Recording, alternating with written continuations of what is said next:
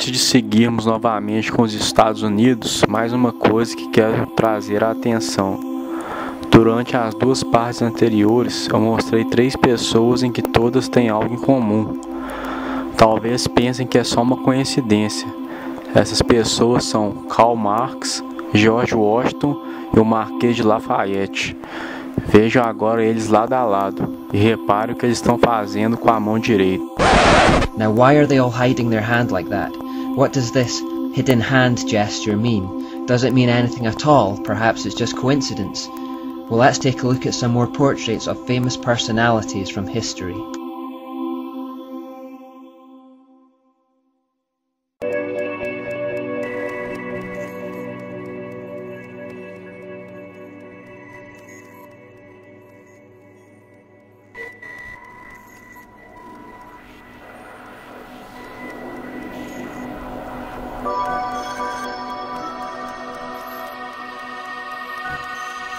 It happens far too often to be coincidence.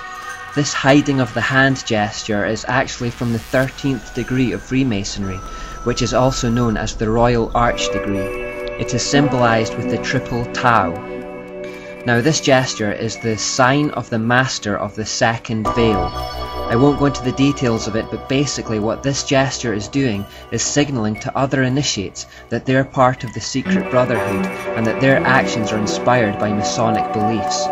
What they're saying is, it doesn't matter what I appear to be on the surface, this secret gesture tells you that we are working towards the same utopian end, you and I. We are both enlightened with the illuminating knowledge of Masonry. Remember in the Jesuits' oath they talked about being on opposing sides in public, but secretly we're working towards the same end. That's why we have both communists and capitalists making the same gesture here. Think also of the Hegelian principle, where 2 seemingly opposing ideologies are rubbed up against one another to create a synthesis.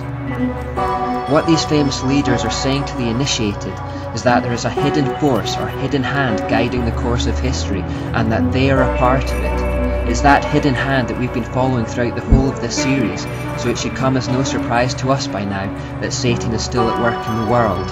These illuminated ones think Lucifer is good and following him will help mankind, but as Christians we know differently. We know that Satan disguises himself as an angel of light and always has. We'll look more at gestures later. With this in mind, we should be careful not to pledge too much allegiance or get too fervent about either side in politics. There was a situation in the 2004 presidential elections where Americans had to choose between John Kerry and George Bush.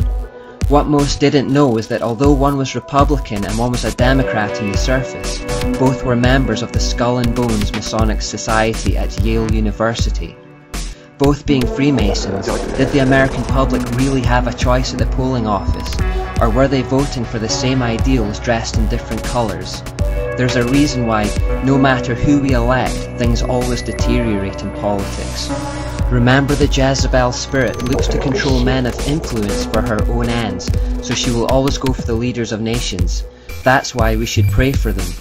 But we should also remember the central verse in the whole Bible, which is Psalm 118:8, and which says, "It is better to put your trust in God than in man."